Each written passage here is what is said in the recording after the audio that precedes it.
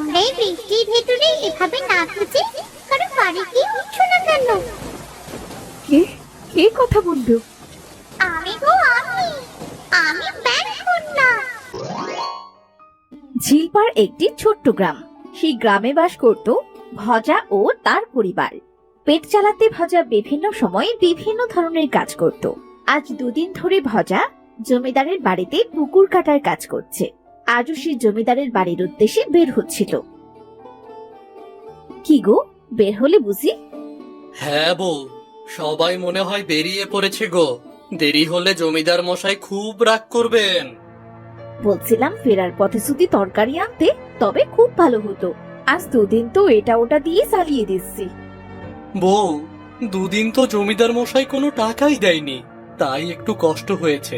আজ বলেছিল টাকা দেবে, টাকা দিলেই তরি তরকারি কিনে আনবো, বুঝলে? ভজা তার কাজের উদ্দেশ্যে বের হলো। কাজ শেষে ভজা বাজারে গিয়ে তরকারি ও সাথে বড় দেখে একটা মাছ কিনে বাড়ি ফিরছিল। কি গো ভজা, এত বড় মাছ? বাড়িতে কোনো মেহমান এসেছে নাকি গো? না গো ভাই, কদিন ধরে বাড়িতে কোনো মাছ তরকারি নেই। আমার মেয়েটাও কিছু খেতে চায় না। মেয়েটা মাছ খুব পছন্দ করে তো, এর জন্যই মাছটা নিয়ে যাচ্ছি গো। বেশ ভালো তো। আসলে ভাই, তোমাকে দেখে অনেক কিছু শেখার আছে গো। কত অভাবের সংসার তোমার, তবুও তুমি বউ বাচ্চা নিয়ে কত সুখে আছো গো। কত সুখ। সবই সৃষ্টিকর্তার ইচ্ছে। আচ্ছা ভাই, তাহলে আজ আমি আসি, কেমন? ভজা মাছটি নিয়ে খুশি মনে বাড়ি ফিরে এলো। বউ, ও বউ, মিষ্টিমা, মিষ্টিমা, মারে দেখ তোর জন্য কি এনেছি, বাইরে বেরিয়ে আয়। বাবা বাবা এত বড় মাছ এনেছো? মা দেখে যাও, আমার বাবা কত বড় মাছ এনেছে। কি মজা কি মজা, মিষ্টি খাবে বড় মাছ ভাজা। পাগলি মেয়ে একটা। এ কি, তুমি এত বড় মাছ আনলে যে? কিছু টাকা তো জমাতে পারতে নাকি? টাকা জমি আর কি করব বউ, দেখছো না মেয়েটা বড় মাছ দেখে কত খুশি। এই খুশিটা আমার জমানো টাকার থেকে অনেক বড়। তুমিও না পারো বটে। যাও তো এবার, যাও মাছটি সুন্দর করে কেটে কুটে ভেজে রান্না করো। আজ আমরা সবাই একসাথে বসে খাবো। মিষ্টি, যা তো, ঘর থেকে কাটনিটা নিয়ে আয় যা। যাচ্ছি মা, এক্ষুনি যাচ্ছি। কি মজা কি মজা, আজ সবাই একসাথে বসে খাবো গরম ভাত আর মাছ ভাজা। সেদিন রান্না শেষে তারা সবাই একসাথে খেতে বসলো। হগু, আর কিছুদিন পর থেকেই তো বৃষ্টি শুরু হবে। এই বছর ঘরটা সারাই না করলে তো ঘরের ভিতর আর থাকতে পারবো না। হ্যাঁ বউ, কথাটা আমার মাথায় আছে। আমি কিছুদিন কাজ করে সেই টাকা দিয়ে ঘরটা সারাই করে নেব। গত বছরও বৃষ্টির দিনে কিন্তু আমাদের অনেক কষ্ট হয়েছিল বাবা, তবুও ঘরে দু এক ফোঁটা জল পড়তো বলে থাকতে পেরেছি। কিন্তু এই বছর আর মোটেও থাকা যাবে না। দেখো না বাবা, ঘরে ছিদ্র দিয়ে আকাশ দেখা যাচ্ছে। হ্যাঁ রে মা, বৃষ্টি হবার আগেই আমাদের ঘরটা আবার নতুন করে নেব। তোরা এত চিন্তা করিস না, নে তো এবার খেয়ে নে।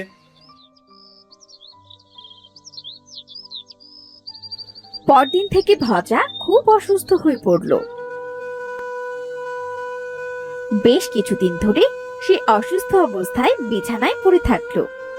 ওগো, এবারও মনে হয় আর ঘরটা সারাই করা হবে না গো। আমি তো কাজেই যেতে পারলাম না। এবার বৃষ্টিতে কি হবে আমাদের? ওসব নিয়ে তুমি একদম ভেবো না।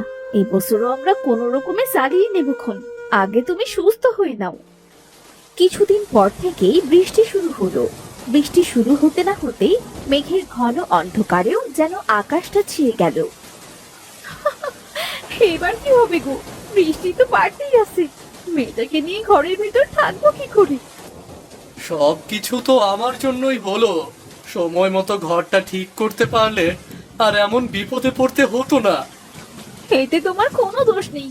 তুমি তো অসুস্থ ছিলে। মনে করো সৃষ্টিকর্তা আমাদের পরীক্ষা নিচ্ছেন। এই বৃষ্টির ভেতর মেয়েটার যদি একটা ব্যবস্থা করতে পারতাম। তোমাদের আমায় নিয়ে ভাবতে হবে না। মা দেখো, বাবার গায়ে পানি পড়ছে। বাবার গায়ে কিছু দাও মা, এমনিতেই তো বাবা অসুস্থ। বৃষ্টির জল গায়ে লাগলে তো বাবা আরো অসুস্থ হয়ে যাবে। আমাকে নিয়ে তোর এত ভাবতে হবে না মা, আমি তো এমনিতেই সুস্থ হয়ে গেছি। মারে, তুই যেন ভালো থাকিস। সেদিন বৃষ্টিতে সারা রাত তারা বসে কাটালো। এইভাবে টানা 2 দিন বৃষ্টি পড়তে লাগলো। তারা সবাই অনাহারে দিন কাটাতে লাগলো। মিষ্টি খিদে খুব কষ্ট পেতে লাগলো, কিন্তু সে তার বাবা মাকে কিছুই জানালো না।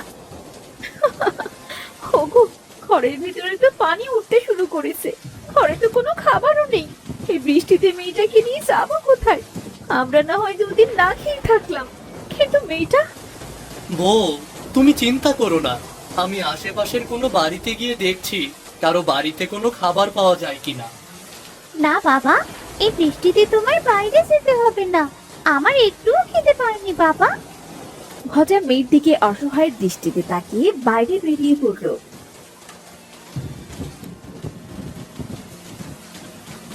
সে আশপাশের অনেক বাড়িতেই গেল, কিন্তু প্রচন্ড বৃষ্টিতে সবার ঘরে পর্যাপ্ত খাবার না থাকায় তাকে কেউ সাহায্য করলো না। কিভাবে খালি হাতে বাড়ি ফিরবো আমি? হায় সৃষ্টিকর্তা, আমাদের রক্ষা করো।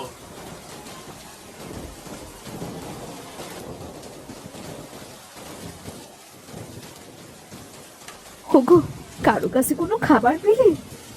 না গো, সবার বাড়িতে টানাটানি অবস্থা, কেউ সাহায্য করলো না। জানি না এই বৃষ্টি কবে থামবে। কোনো বছরই তো বৃষ্টি এভাবে পড়ে না, কিন্তু এবছর কি হলো এর? থামাথামির তো কোনো নামই নেই। মা, আমরা কি এবার বাঁচতে পারবো, নাকি আমরা সবাই মারা যাবো মা? না মা, আমাদের কিছু হবে না, সৃষ্টিকর্তা আছে তো। মেয়ের কথা শুনে তারা দুজনে খুব হতাশ হয়ে পড়লো। বৃষ্টির সাথে সাথে এবার খুব জোরে জোরে হাওয়া বইতে শুরু করলো। আকাশে মেঘেরা গর্জন শুরু করলো।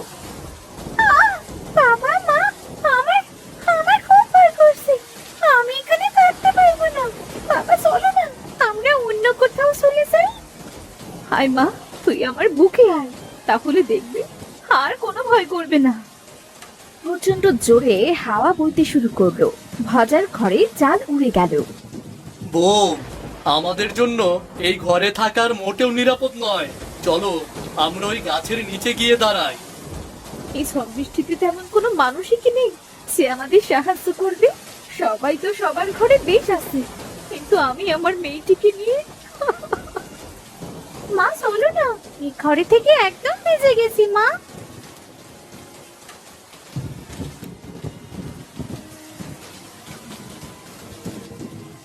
তারা 3 জন বাড়ির পাশে একটা গাছের নিচে দাঁড়িয়ে ভিজতে লাগলো। এইদিকে এই বৃষ্টিতে ব্যাঙেদের আনন্দের যেন কোনো সীমা ছিল না। তারা এই বৃষ্টি মাথায় খুব আনন্দ করতে লাগলো। ব্যাঙ রাজ্যে ব্যাঙকন্যা তার মাকে বলল, মা, ও মা, দেখো না, বাইরে কত সুন্দর বৃষ্টি হচ্ছে। আমি একটু বাইরের বৃষ্টিতে আনন্দ করতে চাই মা। তুই তো এখনো অনেক ছোট রে বাচ্চা, বাইরে যে কোনো সময় বিপদ হতে পারে। না মা, আমার কিছু হবে না। আমাদের ব্যাংরাত্রি সবাই তো বাইরে আনন্দ করছে, আর আমি সেই বাইরে থেকে একটু ঘুরে আসি। আচ্ছা যা, তবে তাড়াতাড়ি আসিস, না হলে যে আমার খুব চিন্তা হবে। ব্যাঙকন্যা ও তার সই বাইরে বৃষ্টিতে ভিজতে বেরোলো। তারা অনেক জায়গায় ঘোরাঘুরি করে ভজাদের বাড়ির কাছে এসে দাঁড়ালো। কিরে সই, মানুষগুলো এখানে বোকার মতো দাঁড়িয়ে ভিজছে কেন? মনে হয় কোনো বিপদে পড়েছে সই। হ্যাঁ সত্যি তো, এরা বিপদে পড়েছে। ওই দেখ, ওদের ঘর বাড়ি সব ভেঙে পড়েছে। আরে তাই তো, তাহলে এখন ওরা থাকবে কোথায়? ভজাদের এমন অবস্থা দেখে ব্যাঙ দুটোর খুব মায়া হলো। আহারে, ওদের কত কষ্ট। সই, ওদের এমন অবস্থা দেখে আমার খুব খারাপ লাগছে। দেখ, ছোট্ট মেয়েটা কত কষ্ট পাচ্ছে। হ্যাঁ সই, ওদের তো সাহায্য করার মতো কেউ নেই। মানুষেরা খুব স্বার্থপর হয়, তাই না রে সই?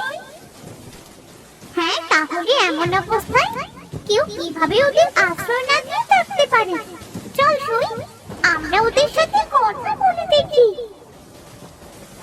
ব্যাঙ দুটো তখন লাফাতে লাফাতে তাদের কাছে আসলো। তোমরা এই বৃষ্টির ভেতরে এভাবে না খুঁজে কারো বাড়িতে উঠছো না কেন? কে কে কথা বললো? আমি গো আমি ব্যাংকন্যা। তোমরা কারো বাড়িতে আশ্রয় নাও, বৃষ্টি কমলে আবার বাড়ি ফিরে এসো। অনেকের বাড়িতে গিয়েছিলাম, কিন্তু কেউ আমাদের আশ্রয় দেয়নি। এই বৃষ্টিতে গ্রামের সব মানুষের নাজেহাল অবস্থা। তোমার মেয়েটা তো এই বৃষ্টিতে খুব কষ্ট পাচ্ছে। এখনই একটা শুকনো কাপড় ও থাকার জায়গায় খুব দরকার। আমরা এখন কি করব কিছু বুঝতে পারছি না। মেয়েটার যে ঠান্ডায় খুব কষ্ট পাচ্ছে। তোমাদের দেখে আমারও খুব খারাপ লাগছে জানো। তোমরা আমাদের ব্যাগ রাখছে, চলো বৃষ্টি কম হলে আবার তোমাদের বাড়ি ফিরে এসো। ব্যাং রাজ্যে? হ্যাঁ গো হ্যাঁ। ওগো, মেয়েটাকে নিয়ে বৃষ্টি ভিজে মরারছে, চলো আমরা ব্যাঙের সাথেই যাই। এই নাও, এবার ছটফটে মাদুরটার উপর উঠে দাঁড়াও। তারা তিনজন ব্যাঙ কন্যা ও তার শরীর মাদুরের উপর উঠতে মাদুরটি নিজে থেকে উড়ে তাদের সবাইকে ব্যাঙ রাজ্যে নিয়ে এলো। এটাই আমাদের রাজ্য।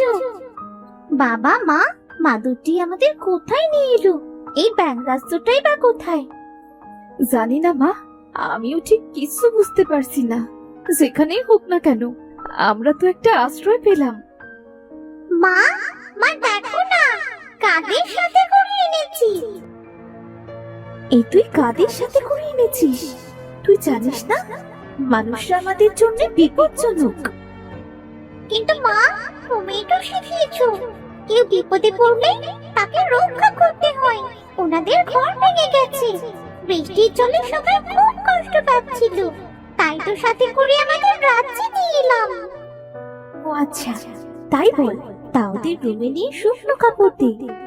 ব্যাঙ কন্যা তাদেরকে সাথে করে নিয়ে তার জাদু শক্তি দ্বারা তাদের তিনজনকে শুকনো কাপড় দিয়ে বলল, নাও দেখি, এবার তোমরা এই কাপড়টা তাড়াতাড়ি পরে নাও। এত খাবার? মা, আজ আমি পেট ভরে খাবার খাবো। কি মজা, কি মজা, কত ভালো খাবার। খাও মিষ্টি মেয়ে, পেট ভরে খাও। এতদিন পর তারা সামনে এত ভালো খাবার দেখে এবং তাদের মেয়ের এমন খুশি দেখে ভজার স্ত্রী তো কেঁদেই ফিরল। তোমাকে অনেক অনেক ধন্যবাদ ব্যাঙ কন্যা, আজ তোমার জন্য আমরা প্রাণে বেঁচে গেলাম। আচ্ছা ব্যাং কন্যা, তোমার মাকে দেখলাম, কিন্তু তোমার বাবাকে তো দেখলাম না। আমার বাবা মৃত্যু শয্যায় আছে, তার কঠিন রোগ হয়েছে। কেন? কি রোগ হয়েছে তার? আমার বাবা ব্যাঙ রাজ্য থেকে বেরিয়ে বৃষ্টিতে ভিজতে গিয়েছিল, কিন্তু একটা মানুষ হঠাৎ করে বাবাকে মেরে বসে। সেই থেকে বাবা অসুস্থ। ব্যাঙ মূর্তি মশাই বলেছে যদি কোনো মানুষ স্বেচ্ছায় তার শরীরে 3 ফোঁটা রক্ত বাবার শরীরে দেয় তবেই বাবা সুস্থ হয়ে যাবে। কিন্তু এমন মানুষের কোথায় পাবো? আর তাই তো বাবার বাঁচার আশায় বাদ দিয়ে দিয়েছি। কি বলছোটা কি? 3 ফোঁটা রক্তের জন্য তোমার বাবা মারা যাবে? ব্যাঙ কন্যা, আমি দেব তোমার বাবাকে রক্ত। না না মা, আমি বেঁচে থাকতে তুই কেন দিবি? রক্ত আমি দেব। না বাবা, আমি যখন আগে বলেছি আমি রক্ত দেব, তো আমি দেব। সত্যি, আজ আমি খুব খুশি। সত্যি তোমরা রক্ত দেবে? হ্যাঁ গো ব্যাঙ কন্যা, আমরা রক্ত দেব তোমার বাবাকে। তোমার বাবা আবার সুস্থ হয়ে যাবে। ব্যাঙ কন্যা গিয়ে তার মাকে কথাটি জানালো। ব্যাঙ কন্যা মিষ্টি ও তার বাবা মাকে সাথে নিয়ে ব্যাঙ কন্যার বাবার কাছে গেল। ব্যাঙ রাজ্যের সমস্ত ব্যাঙ সেখানে হাজির হলো। মিষ্টি তার হাত কেটে 3 ফোঁটা রক্ত ব্যাঙ কন্যার বাবার শরীরে দিতেই সে চোখ মেলে তাকালো। সত্যি মিষ্টি মেয়ে, তোমার অনেক ধন্যবাদ। তোমার জন্য আজ আমার বাবা নতুন জীবন পেল। তোমাদের ধন্যবাদ দিয়ে আমি ছোট করব না। আজ আমি সত্যি লজ্জিত, কারণ তোমাদের মানুষদের আমি খারাপ ভাবতাম। আজ আমি নিশ্চিত হলাম মানুষেরা সবাই একরকম না। তোমরাও তো খুব ভালো, আমাদের কত আদর যত্ন করলে। তোমাদের জন্যই তো আমরা নতুন জীবন পেয়েছি। কন্যা, এবার তুমি ওদের বাড়ি পৌঁছে দিয়ে এসো। আর উপহার স্বরূপ এই বৃষ্টির দিনে ওদের ভাঙা বাড়ির জায়গাটা আমাদের ব্যাঙের ছাতার বাসা বানিয়ে দিয়ে এসো।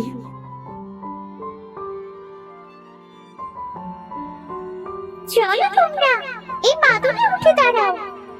তারা মাদুরটিতে উঠতেই মাদুরটি সবাইকে নিয়ে মিষ্টিদের বাড়ির সামনে এসে থামলো। যাও, এবার তোমরা তোমাদের বাড়ি ফিরে যাও। আজ থেকে এই বাড়ি তোমাদের। বাহ, কি সুন্দর বাড়ি! কি মজা, কি মজা! বৃষ্টির দিনে থাকার জন্য আমাদের আর নেই কখনো সমস্যা। তোমার খুশি দেখে আমিও খুব খুশি হলাম মিষ্টি মেয়ে। তাহলে আজ আমি আসি। ব্যাংকন্যা তাদের থেকে বিদায় নিয়ে তার রাজ্যে ফিরে এলো। বাহ, বাড়িটা তো বেশ সুন্দর। আমি কখনো ভাবিনি যে আমাদের এত সুন্দর বাড়ি হবে। দেখেছো গিন্নি, সৃষ্টিকর্তা চাইলে কি না করতে পারে। গাছতলা থেকে সোজা প্রাসাদে উঠেছি গো। সবই সৃষ্টিকর্তার ইচ্ছে।